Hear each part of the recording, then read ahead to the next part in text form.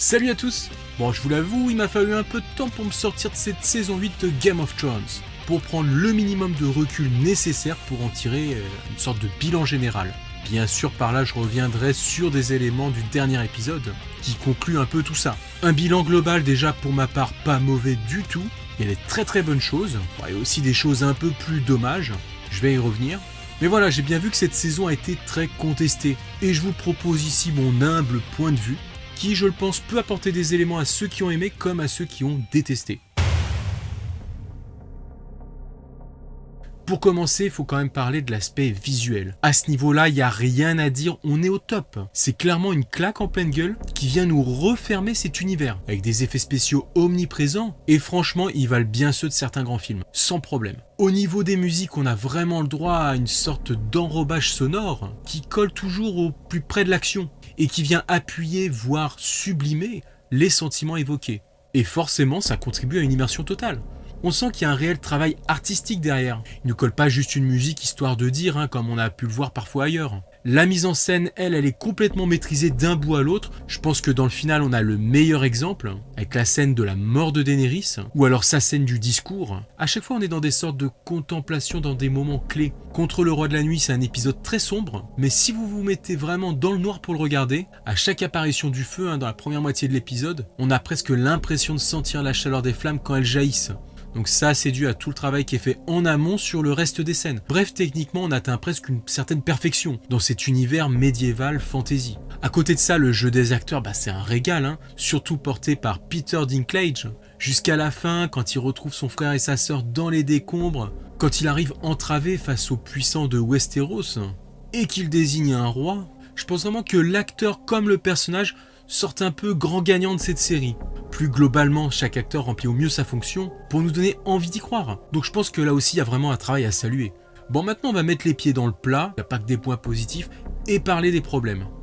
On est tous d'accord là-dessus, cette saison est clairement trop courte. Du coup, on dirait qu'il précipite les événements et qu'il manque des scènes, presque des épisodes entiers. Ce qui va pas franchement nous aider à venir assimiler la vision narrative des showrunners. Par exemple, entre la mort du Roi de la Nuit et la chute de King's Landing, Port-Réal, un seul épisode sépare tout ça. Alors qu'en l'espace de peu de temps, on a la fin de personnages majeurs de la série. Bien sûr, c'est normal, c'est la fin, les histoires se bouclent peu à peu. Mais du coup, cette accumulation d'informations et puis souvent de surprises, avec des revirements de situation, ça peut clairement rendre le tout indigeste et en perdre plus d'un.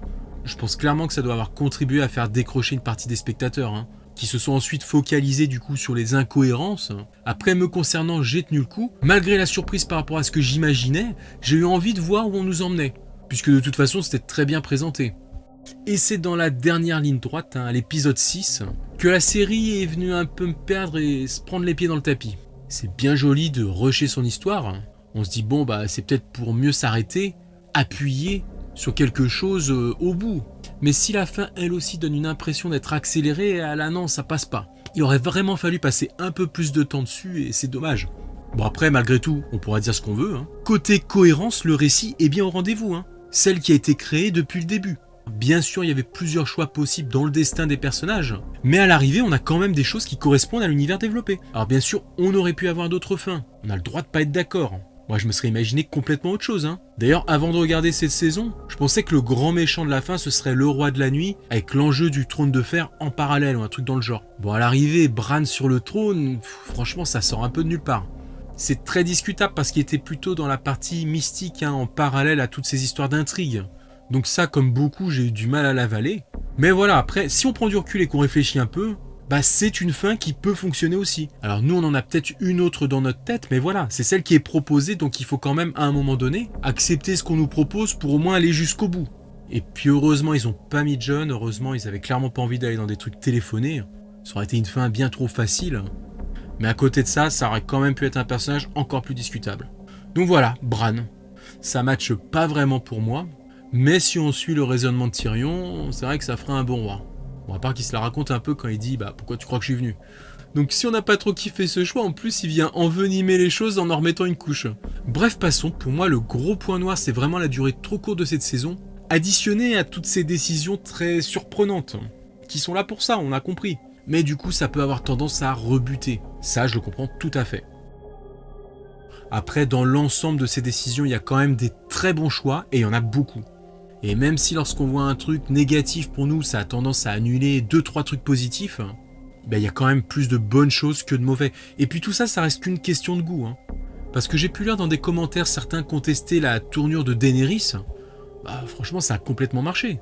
La voir switcher en antagoniste, prévisible ou pas, le moment de bascule est bien montré. Certes, il n'est pas expliqué avec les cloches lorsqu'elle est prise d'une folie meurtrière, mais le temps d'un plan sur son visage, sur son regard qui change, laisse comprendre la suite. Avec ça, on avait toutes les données en main pour comprendre ce qui allait se passer. Et c'est là, à ce moment de reddition presque trop facile, qu'elle a envie de laisser exploser sa colère sur Cersei et sur toute cette ville qui a un peu tué son père. Elle veut faire de cette ville un exemple, comme d'hab. En plus, elle est impulsive là aussi comme d'hab. On ne devrait donc pas leur reprocher justement de ne pas être tombé à ce moment dans la surexplication comme on voit souvent dans le cinéma hollywoodien. Et ce qu'on reproche d'ailleurs. Et à l'arrivée, Daenerys reste un personnage très travaillé et bien interprété par Emilia Clarke, au sommet de sa forme, j'ai envie de dire. Même si moi jusque-là m'avait jamais vraiment convaincu, là franchement ça le fait.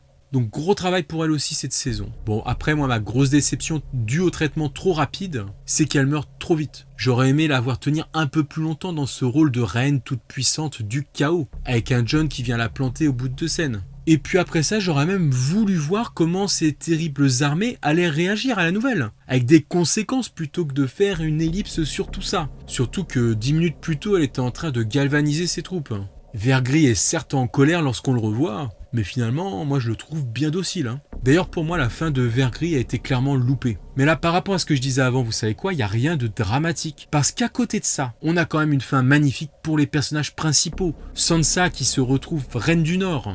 Et en plus, on la voit avec Bran. Elle continue à se battre pour l'indépendance du Nord. Donc on la voyait dans une petite rivalité avec Daenerys sur les épisodes précédents. Mais Daenerys ou pas, elle continue à taper du poing et à vouloir imposer ses conditions. Arya aussi qui finit en grande aventurière. De toute façon, en la choisissant pour tuer le roi de la nuit, il fallait forcément diminuer un peu son rôle sur la fin. Et qu'elle finisse par partir comme ça sur le bateau en aventurière badass, ça fonctionne tout à fait. Pour Jon, pareil, depuis le début, on sentait que la fin douce amère, ça allait être pour lui. Il se retrouve un peu au point de départ dans sa garde de nuit.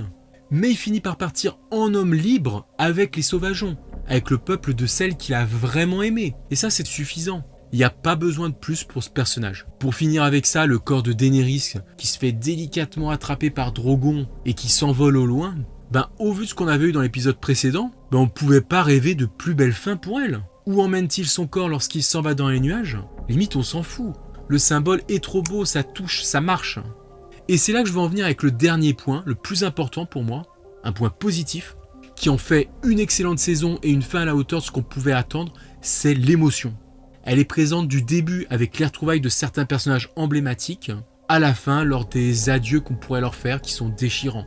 Même si tout a été un peu trop précipité dans l'histoire, on est d'accord, avec des trucs un peu loupés, principalement au niveau des batailles, comme quand les scorpions tirent super vite dans un épisode et très lentement dans l'autre, sans parler des stratégies de guerre douteuses. Mais ça reste quand même le genre de choses mineures, surtout dans cet univers de fantasy où on suit des héros. Car à côté de ça, l'action s'est toujours arrêtée, elle a pris son temps pour nous proposer ces moments d'émotion. Et comme le plus important dans la série, c'est de suivre ces personnages, leurs histoires, parce que quand même on suit leur destin depuis un bail, et non seulement ça nous touche, mais en plus ces parties sont faites dans un certain respect. Je repense à l'arc autour de Jaime, que j'aime beaucoup. Je pensais qu'une fois qu'il s'était battu contre l'armée des morts, son arc était un peu bouclé, son personnage en quête de rédemption avait accompli ce qu'il avait à accomplir en retrouvant une partie de son honneur. Pour le voir finalement ensuite partir mourir aux côtés de Cersei, un retour sur leur histoire d'amoureux maudits, mais qui ne contredit pas son évolution. Puis finalement, c'est lorsque Brienne s'attache à retranscrire son histoire dans le livre que tout son parcours prend vraiment du sens. Et il se termine en même temps que ce livre qu'elle referme.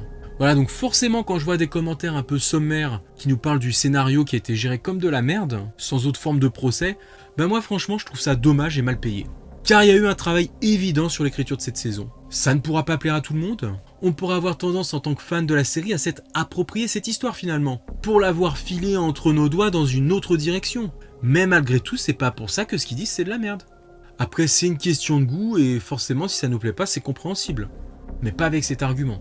Au final, vous l'avez compris, le bilan sera assez simple pour moi. Même si j'ai été un peu déçu sur des trucs à la fin, franchement on a tellement de bonnes choses à côté de ça qu'on a vraiment pas de quoi se plaindre. Puis je parle même pas de cette histoire de pétition. Pour moi, ce sera donc pour ses qualités épiques, pour son grandiose et pour l'émotion que cette saison sera une saison réussie. En gardant toutefois en tête que tout cela a quand même été mené trop rapidement. Bon, après, ce qui peut accentuer qu'on ait un peu de mal, un peu de déni face à ce qu'on nous propose, après tout, c'est aussi que c'est la fin. La fin d'une aventure, même s'il y aura des spin-offs, c'est la fin de ces personnages, c'est la fin de cette histoire. Et du coup, on aura toujours envie de se dire que c'est trop court. Mais au fond, on a déjà tellement vu ce que ça donne les séries trop longues, et qui se perdent en bout de course, c'est l'erreur classique des showrunners, j'ai envie de dire. Et je préfère largement râler sur une narration un peu trop précipitée, que sur des récits dans lesquels on a rallongé la sauce pour faire des saisons en plus, pour finalement tourner sur quelque chose de complètement insipide. Donc ne boudons pas notre plaisir, car on va pas en avoir souvent des séries comme ça. Voilà comment moi je vois les choses, forcément c'est subjectif. Par rapport à la richesse de cette série, il y aura énormément de points de vue différents, même entre ceux qui ont aimé et entre ceux qui n'ont pas aimé. Mais j'espère quand même que le temps rendra un peu justice à cette saison 8. Voilà, je vous dis à bientôt. Ciao les amis.